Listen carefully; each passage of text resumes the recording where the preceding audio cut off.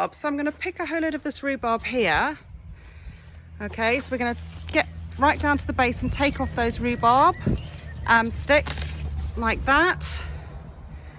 Okay, and I'm going to make some rhubarb crumble. So we'll take a whole load of that back with us. It's doing really well. Welcome back. We are going to make a strawberry and rhubarb crumble today. We have got a lot of rhubarb. This will be far more than you'll need for your crumbles if you're going to make rhubarb crumble. As we know, you can make rhubarb, you can make any crumble. So you can make apple, pear, a combination. Berries are lovely and very easy to use as well. I got this rhubarb from our kitchen garden. You can see it's not all sort of straight and deep red as most rhubarb is that you buy. We do have, as you know, lots of rhubarb forces, those clay domes that go on top of rhubarb when it starts to grow. I didn't actually even manage to get to put them on this year because obviously we've been away and they shot up. The reason you do that is that the clay domes have a hole in the top, and what happens is the rhubarb shoots up towards the light, and what that means is that the stems are less fibrous and they remain red, so it gives a sweeter, less fibrous, and it's just more appealing in colour. But these should be delicious. I'm going to make quite a lot, so I'm going to make another casserole dish of this as well. Bake it off, let it cool down, and then I'm going to portion it into these to go to our paramedics at the stations that we supply food for. So I will give you relevant amounts to cook with your family in the recipe. If you want to divide the recipe in half so that your brother or sister can have a turn as well, you could do that, and then you could make your own crumbles if you wanted to. Basically, you just make sure that whatever dish you're using, you've got a layer of fruit and your crumble topping that you sprinkle over the top. You can always make some more if you need more, that sort of thing. It's not too crazy in terms of having to be an exact science. Okay, so we've got strawberries here, British strawberries. I'm just going to hull them, which means that you take out the stem. And I'm actually just going to keep mine whole, and the reason I'm going to do that is because we're going to slow cook these. Often with rhubarb, with apple crumble and rhubarb crumble, you will steam or put the fruit in a little bit of water with a bit of sugar and steam it just to soften it. I'm going to rather slow cook the rhubarb in the crumble for longer, because it can fall apart very quickly, rhubarb, when you pre-poach it. So the strawberries will release a huge amount of liquid when you cook them as well, so that's why I'm keeping them whole. A little trick, especially with fruit that doesn't have a massive amount of pectin. So pectin is what makes jam set. And obviously strawberries do have some pectin, which is why they go quite well with, obviously, and also the sweetness goes well with the rhubarb. But if I was just going to do rhubarb, I would sprinkle, and I think I will do anyway with this, once I've got the sugar into the bowl with my strawberries and my rhubarb, I'm going to just sprinkle over 1 teaspoon of flour and just mix it in, and that helps to absorb the liquid so it's not too runny, all the lovely juices that come out of the fruit as it cooks. It's got slightly more of a sauce. So we're going to pop those in. Right, so I am just popping those in there, and then I'm going to move on to my crumble, because when you crumble topping is really easy to make. You're basically using a rubbing in method to rub the butter into the flour. So I've got my flour here, I've just got plain flour. You can also use some wholemeal if you want to halve it and do that, but I'm adding some oats to it in a bit. And the rubbing in method is where you use your fingertips to rub the butter in to the flour, and what you want to end up with is sand-like appearance, which is basically every single bit of flour will have a coating of butter. And when we do that, because this is also the beginnings of things like short crust pastry, by doing that you're shortening the flour, and what that means is that when you add anything to it, it won't, the gluten won't activate in the same way as when it isn't covered in a layer of fat. So nice short crust pastry is just basically butter and flour, and that makes it nice and short. Okay, so you can see I'm just lifting it up, rubbing it in. I'm only using my fingertips, and the reason I'm not sort of rubbing it in with my hands is that you don't want the butter to work into a sort of melted mess, because then it's not so nice. It's a bit more, it doesn't have a nice sort of crisp crunchiness to it. Okay.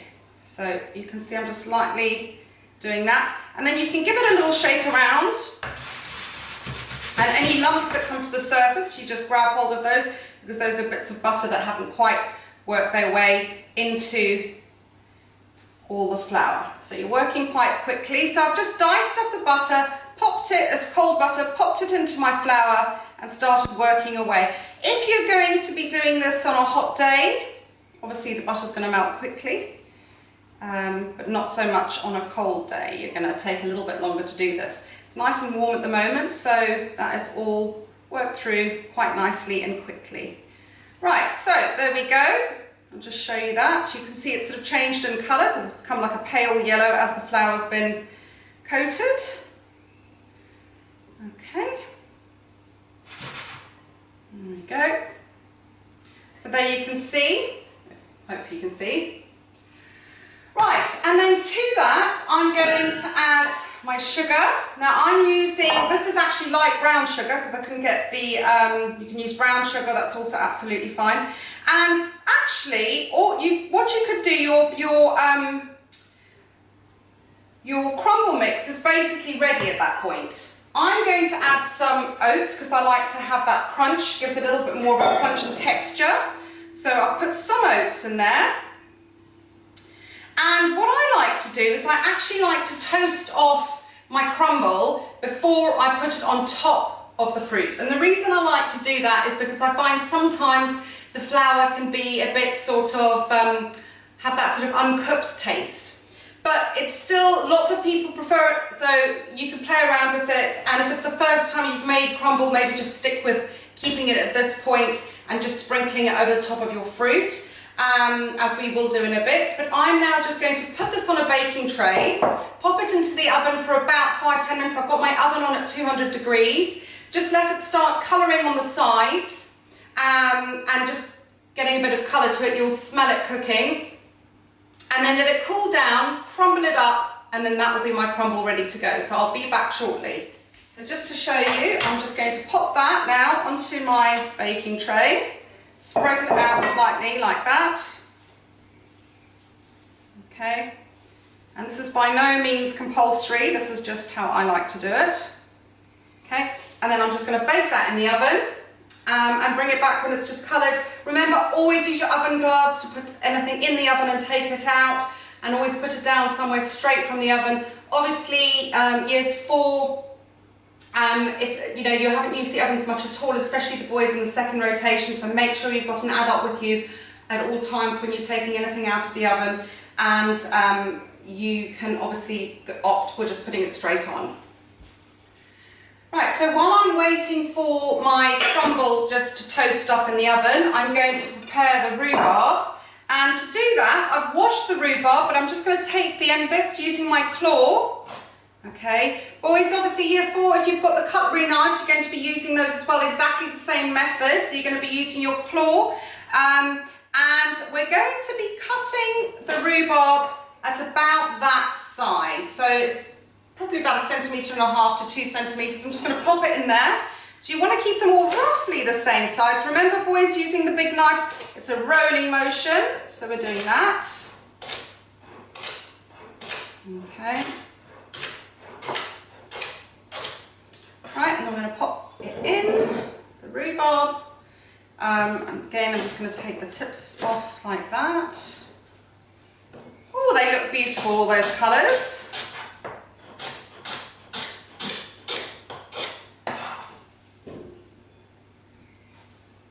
Okay, so I'm going to keep doing that. Then I'm going to add some sugar. So I'll put the volume of sugar in that is going to go in, and you're literally just going to stir it over so that it's all coated, and pour it evenly so you've got a distribution of the strawberries and rhubarb at the bottom of your dish. Right, so I just wanted to show you my crumble mixture that I put in the oven to toast up. Was in there for 8 minutes at 200 degrees. I've taken it out, let it cool a bit, and then just when it's still warm, I've let this get a little bit cool because I was busy doing something else, but you want to just break it up when it's still warm, like that. And all that does is it just gives it a nice, because the sugars in the flour have started caramelizing, I think it just gives it a nicer finish to your crumble, but it's totally up to you. That's just a personal choice. Right, so we've got a few oats in there. I am going to have to make some more crumble topping because the fruit that I've chopped up has ended up being 3 times what the recipe is going to be. But as I say, you can make as much or as little of this as you like. So, because I'm making lots of it, I will need to make another batch, at least one other batch of this crumble mix. Okay, so when you've broken it up nicely like that, you can, it's ready to spread on top of your fruit. So there we go. So that's my crumble. So I've got 100 grams there. I'm just going to sprinkle over the top, like that. Okay, now remember that things like rhubarb and certainly berries like blackberries, raspberries can be very acidic. So you do need that sugar to cut through the sharpness because otherwise it can be really tart. Okay, right, there we go. So I think we've got enough there. So, okay, and I'm just going to give that a little mix around.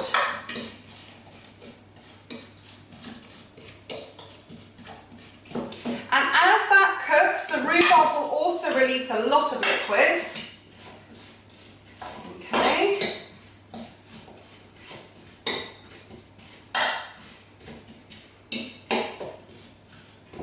Okay. I'm now going to stick my crumble over the top. So we'll start off with this bowl here, this container here. And I'm just going to sprinkle it over the top, giving it a nice coating. You don't want to press your crumble down. If you press your crumble down, it'll get really compact and it won't have that nice light crunchiness. Okay, so I'm going to have to do another batch for the other side. So never mind, there we go.